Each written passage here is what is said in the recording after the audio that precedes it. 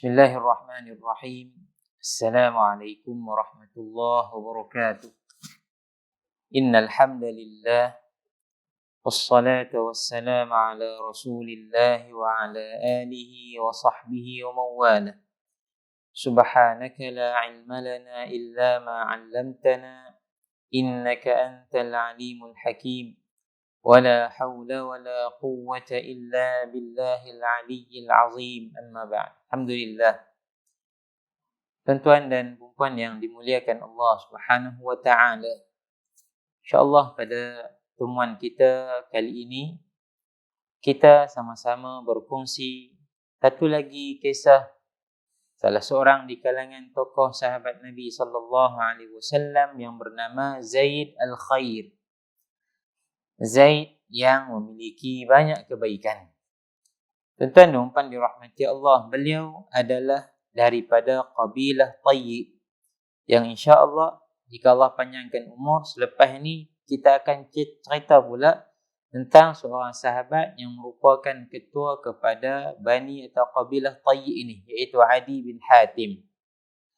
Zaid sebelum Islam dia dipanggil dengan gelaran Zaid Al-Khail, Zaid yang suka kepada kuda, kerana dia seorang penunggang kuda yang cukup hebat, mahir dalam bertempur di medan peperangan, dan dia banyak memiliki kuda, dan setiap kali dia menang peperangan dia akan mengambil kuda-kuda yang daripada musuhnya yang ditewaskan. Maka terkenallah Zaid sebagai Zaid Al-Khail, Zaid Zaid yang suka kepada kuda. Tapi bila Nabi SAW mendengar nama itu, ketika dia memeluk Islam, kata Nabi, bal anta Zaidul Khair, bahkan kamu adalah Zaid yang memiliki banyak kebaikan. Jom kita tengok apa di antara kisah hidupnya. Tuan-tuan dan puan dirahmati Allah.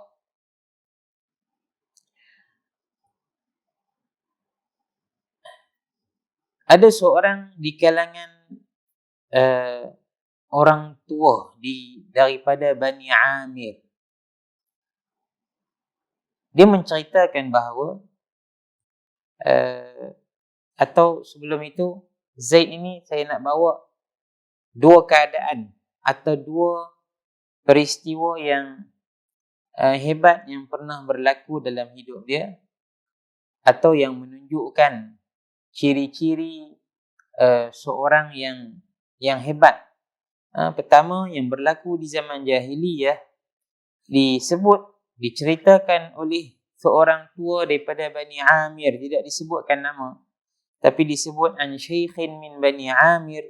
Katanya ada satu tahun itu kami ditimpa kemarau yang sangat dahsyat, kering kontang, sehingga tanaman tak boleh menghasilkan buah-buahan.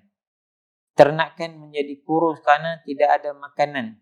Kantung-kantung susu ternakan mereka menjadi kering. Tidak boleh mereka minum susu daripada unta atau kambing yang mereka ternak.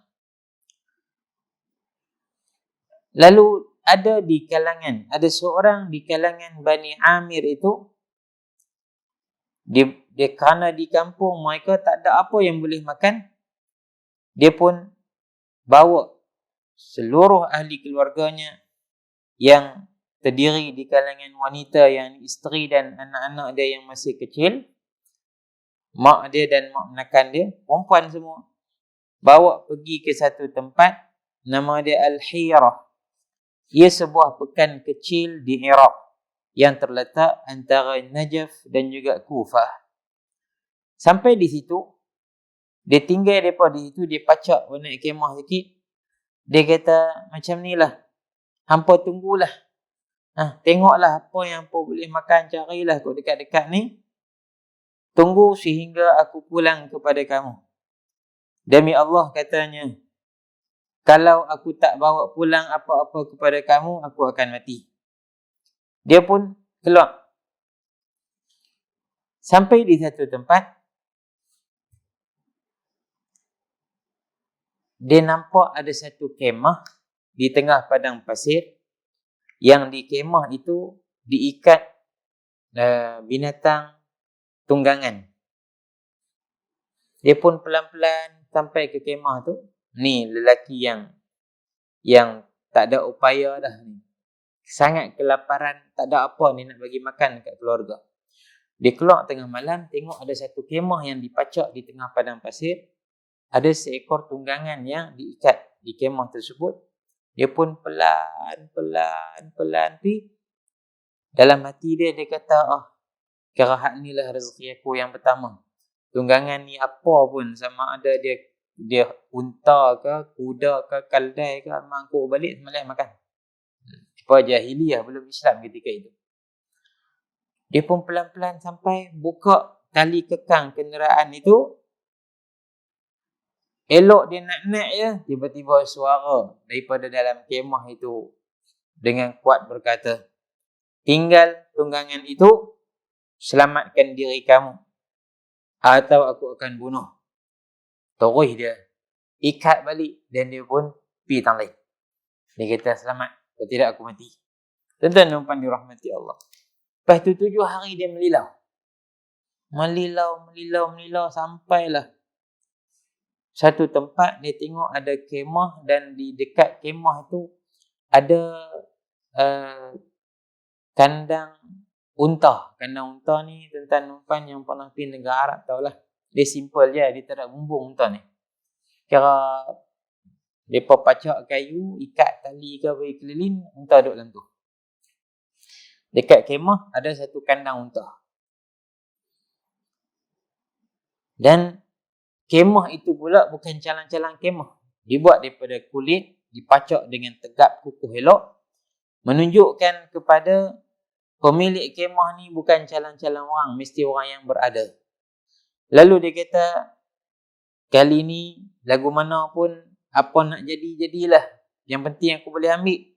Kerana apa? Unta orang ini mesti banyak. Waktu tu unta tak balik lagi. Unta orang ni mesti banyak sebab apa? Kandang dia luas. Dia pun tunggu sehinggalah matahari terbenam. Tiba-tiba dia dengar ada bunyi derapan tapak kaki yang hampir semakin kuat dan semakin banyak. Lalu dia perhati dalam kegelapan itu ada seorang yang sedang menunggang, tubuhnya yang sangat tegap dan tinggi, dan di kiri kanannya ada 2 orang hamba yang mereka ini sedang memerhatikan unta-unta yang dibawa pulang daripada padang ragut.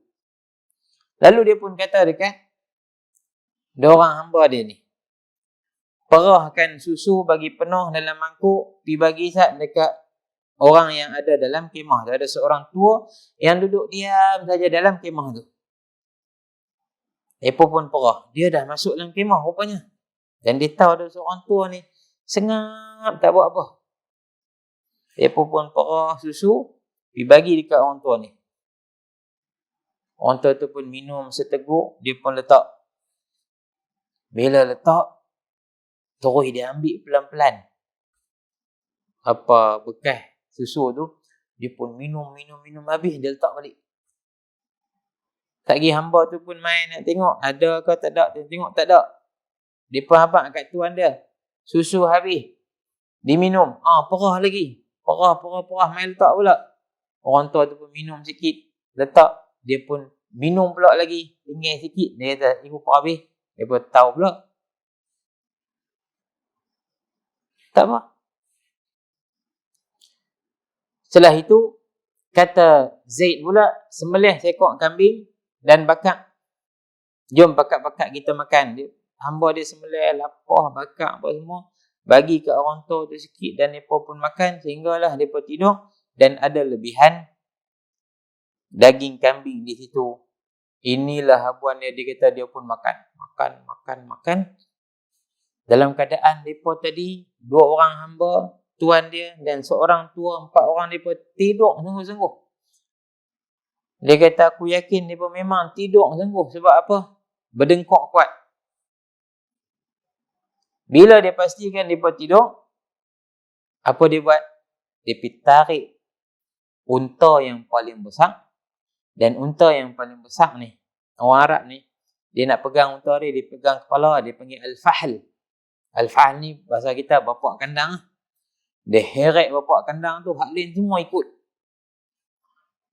Dia menyanyi siapa lagu menuju 4 belalang tu. Kami lah penyamun apa semua. Kira dia seronok lah, tak ada siapa ligan dia. Mereka pun lena, tak sedap. Dia pun berjalan jauh dah.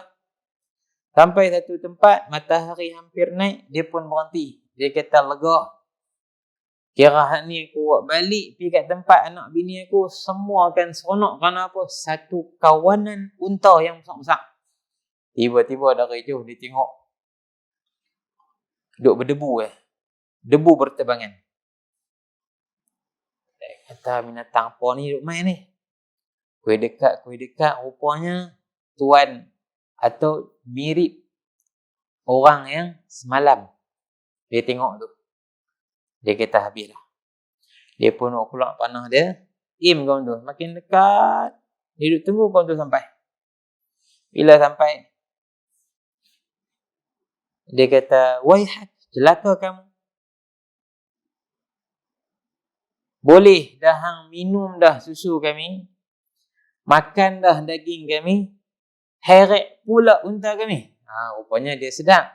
Dia tahu yang kau ni pun lapang. Dia tahu orang tua tu ialah ayah dia, Muhalhal. Zaid bin Muhalhal. Siapa tak kenal Zaid bin Muhalhal? Dia kata engkau minum susu Muhalhal dan engkau makan daging kami, kemudian engkau pergi. Dia kata Muhalhal huwa. Adakah lelaki tua itu Muhalhal? Tentulah kamu Zaid al-Khail. Dia kata ya, aku Zaid al-Khail. Aku Zaid al-Khail. Berikan semula untaku. Dia kata tidak. Aku dah bersumpah. Aku mesti bawa pulang apa-apa kepada anak isteri aku, adik anak-anak aku yang kelaparan. Kalau aku tak bawa balik, aku mati. Dan mereka pun ja'iat, dalam keadaan sangat lapar. Aku mesti bawa balik unta ni. Kita tak boleh. Kau ni pun angkat panah. Zaid kata, macam ni, anak aku panah tali yang mana? Unta tu dia ada 3 tali. Dia kata, hang panah tali mana pun. Nak abang kata, dia pemanah yang cukup mahir. Dia pun panah tali yang pertama putih, tali kedua putih, tali ketiga putih. Terus dia serenda, dia kata, ambillah hak kamu dan buatlah ke aku apa yang patut kamu buat. Kerana kesalahan aku yang sangat besar. Aku dah makan dan minum. Aku curi pula unta kamu, wahai Zaid. Kata Zaid, beginilah. Jom kita selesai masalah kita. Hang tunggu 3 hari di sini. Aku akan serang satu kampung yang mereka ini bermusuhan dengan aku. Apa yang aku dapat dalam peperangan itu, semua menjadi milik kamu. Dia kata, biar betul. Ya, hang tunggu 3 hari. Dia pun tunggu. Rupanya sungguh Zaid pergi perang. Dia serang sebuah kampung. Dia heret 100 ekor unta. Sampai kat depan kau ni, dia kata, nah, ini 100 ekor unta. Sekok pun aku tak ambil. Kau balik dah. Kau ni punya seronok. Baliklah dia cerita Zaid al-Khail ni. Orang yang cukup baik. Ya, zaman jahiliah lah betul lah. Walau ambil harta orang, bagi ke orang tu, dia kira baik lah. Zaman jahiliah. Tidak ada pegangan agama yang betul.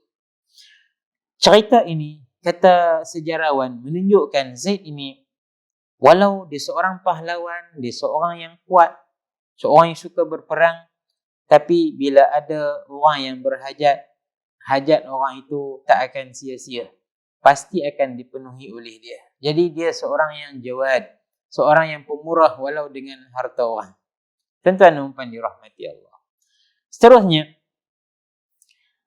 beliau mendengar apa yang berlaku di Madinah. Sampai kepadanya khabar tentang dakwah Nabi sallallahu alaihi wasallam di Madinah.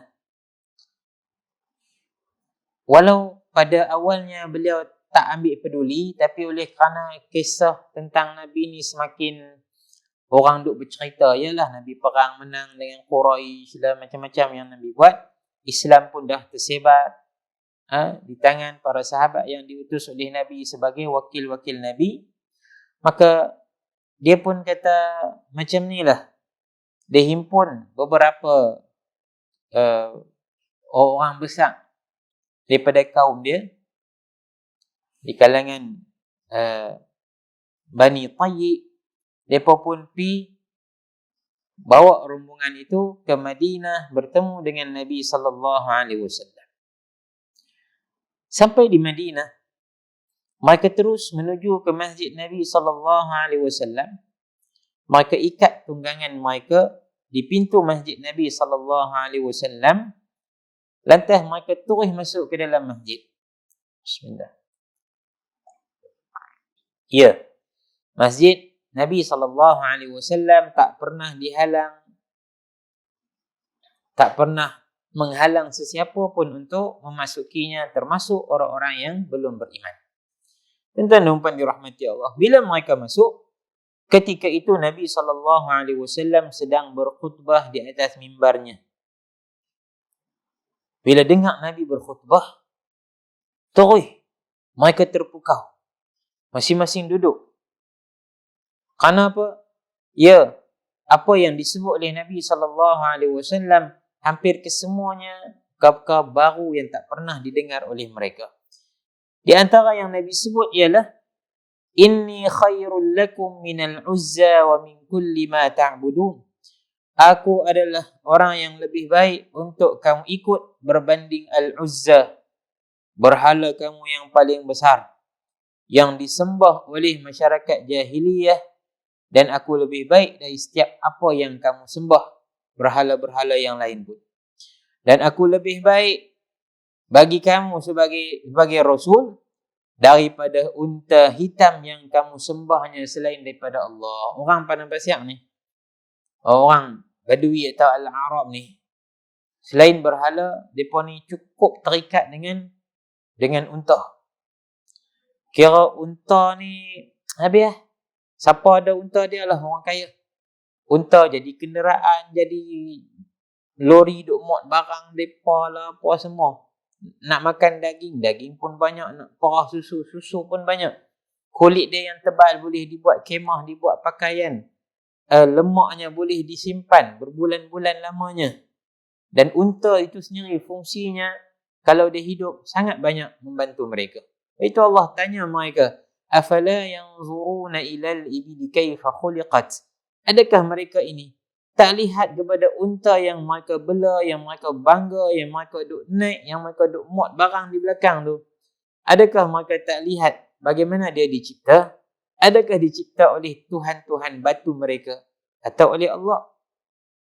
Dengar Nabi kata yang tu, Zaid bersama dengan para sahabatnya yang lain terbahagi kepada 3. Pertama, kumpulan yang pertama terus dengan nekat dan tekad menyatakan aku beriman dengan Muhammad sebagai Rasul. Kumpulan yang kedua yang diketuai oleh Zur bin Sadus, dia kata, lelaki ini hanya nak menguasai kami sahaja. Dia nak jadi raja ke atas kami dengan memiliki Arab. Aku tak akan biarkan dia memiliki leherku. Maknanya aku tak akan jadi hamba dia. Dia pun keluar, balik, dan dia terus atas kekufuran dia. Adapun Sayyiduna Zaid Al-Khail ketika itu, sebelum ditukar Al-Khail, dia kata aku nak tunggu Ustaz. Tak kira aku nak sembang tengok dengan Muhammad ini sallallahu alaihi wasallam. Apabila Nabi SAW selesai daripada khutbahnya, Nabi pun turun dari mimbarnya, berdirilah Zaid di hadapan para sahabat Nabi SAW yang ramai itu di dalam masjid ketika itu.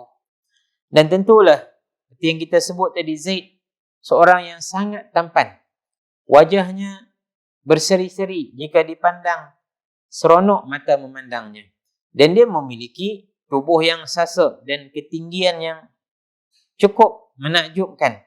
Sekira-kira kalau dia naik belakang kuda, kakinya hampir mencecah tanah. Ini ciri-ciri orang yang kuat. Tinggi, sasa elok, muka pula segak. Nabi SAW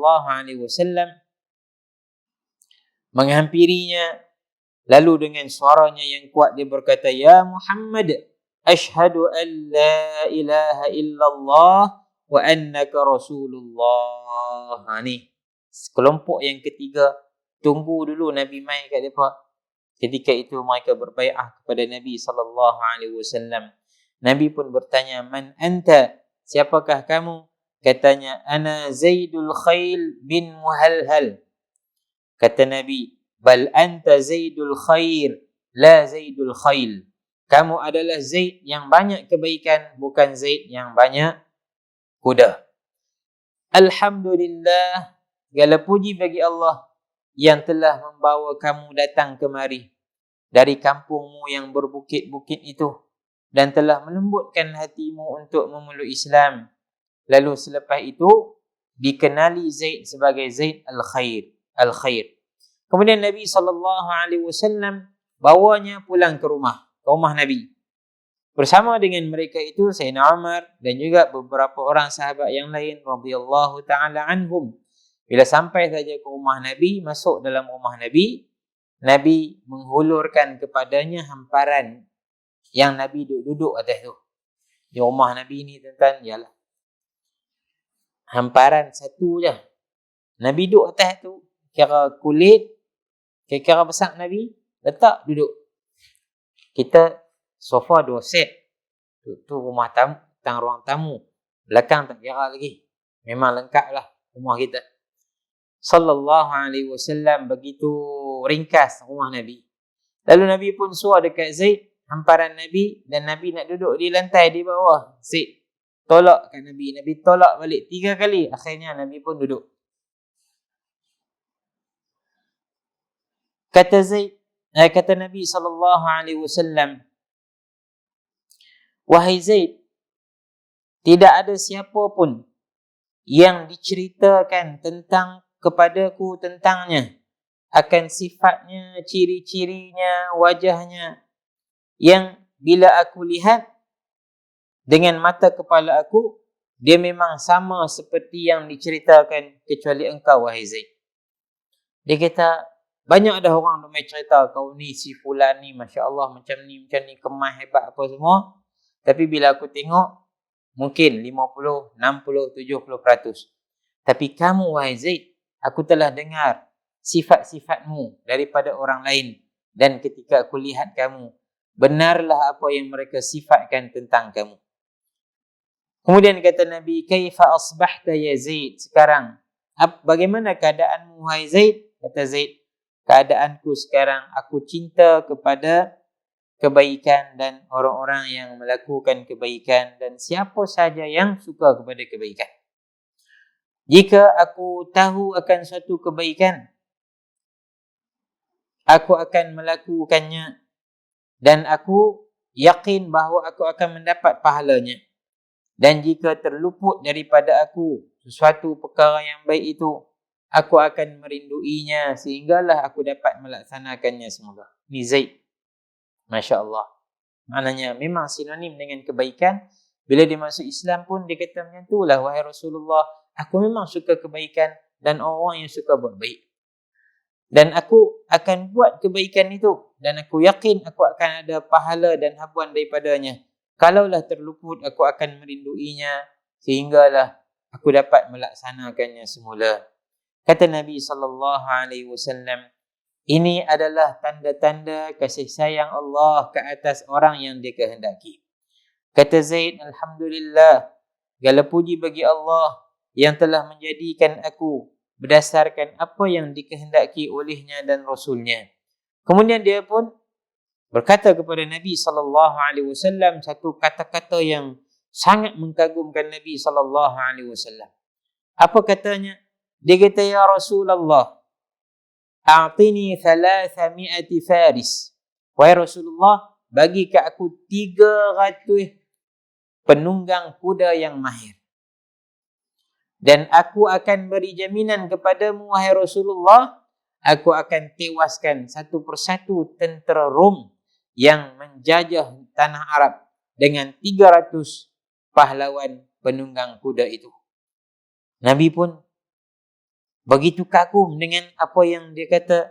Lalu kata Nabi, lillahi darruka ya Zaid, alangkah hebatnya engkau wahai Zaid. Ayyu rajulin anta, jenis apakah kamu ni? Kamu ni orang jenis apa ni? Nak bawa 300 orang ya, boleh pergi perang dengan Rom. Ya, itu yang dibuat oleh Zaid sebelum ini. Tidaklah dia berperang dengan mana-mana kabilah, membawa tentera atau orang yang ramai. Dia dan beberapa orang sahaja, termasuk beberapa orang hambanya.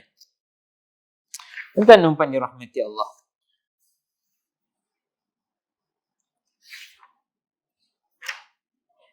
Kemudian setelah itu, orang-orang yang dari kampung dia yang hadir memeluk Islam, berbai'ah dengan Nabi SAW.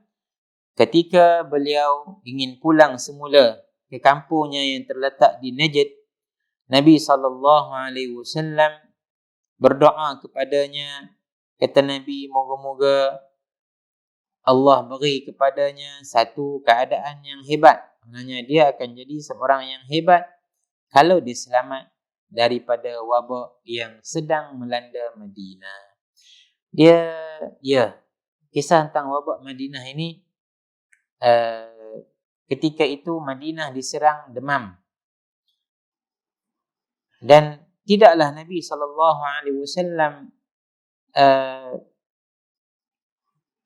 menganggap Madinah itu selamat, dan tidaklah juga Nabi SAW menganggap Madinah itu sangat berbahaya, karena wabak itu belum tersebar dengan teruk. Karena itu tidak dihalang orang yang datang ke Madinah. Cuma Nabi mendoakan moga-moga orang yang mai itu sihat. Ini bukan bertentangan dengan apa yang kita ketahui bahawa Nabi melarang siapa-siapa yang tahu satu tempat ada wabak, dia jangan pi. Kalau dah pi, jangan keluar. Kerana itu kerana kalaulah memang tempat itu wabaknya sangat menggila, memang dah merebak teruk dah. Adapun wabak di Madinah, ia adalah wabak demam. Namun Allah berkehendak untuk memberi syurga kepada Zaid dalam keadaan yang begitu mudah. Tidak lama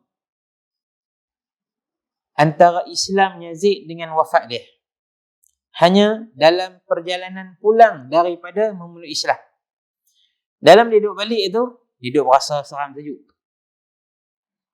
Dia kata, insya-Allah aku akan sampai kampung aku akan dakwah mereka semua bagi masuk Islam. Dia pun bertahan. Semakin dia jauh, agak jauh, makin duk jalan, makin dia rasa berat, makin dia panas badan dia hinggalah kematian menjemputnya dahulu sebelum beliau sempat menjejakkan kakinya ke kampungnya. Tuan-tuan dirahmati Allah, alangkah sangat dicemburui oleh orang lain akan cara kematiannya. Kita pun cemburu akan cara kematian ini. Islamnya dengan kematiannya begitu singkat.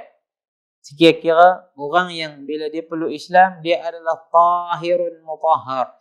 Dia suci dan disucikan oleh Allah sebersih-bersihnya.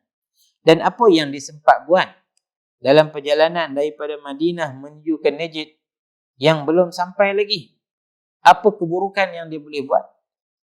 Bahkan tentu tak terlintas langsung keburukan dalam diri dia.